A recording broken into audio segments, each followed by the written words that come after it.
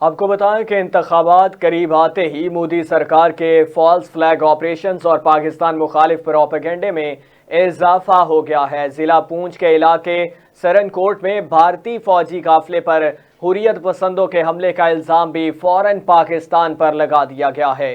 حالانکہ سرن کوٹ پونچھ کا علاقہ انڈیا کے اندر LOC سے 15 سے 20 کلومیٹر دور ہے اور اس کے جعلی ٹویٹر اکاؤنٹس اور مودی کی میڈیا نے پاکستان پر بغیر ثبوت الزام لگانا شروع کر دیا ہے۔ رواں سال مودی سرکار متعدد فالس فلیگ آپریشن کر چکی ہے۔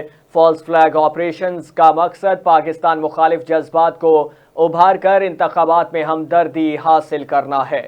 25 جنوری کو ریپبلک ڈے سے قبل اور 26 اپریل کو راجوری میں G20 اجلاس کے دوران فالس فلیگ آپریشنز کے ذریعے پاکستان مخالف پروپیگنڈا بنایا گیا۔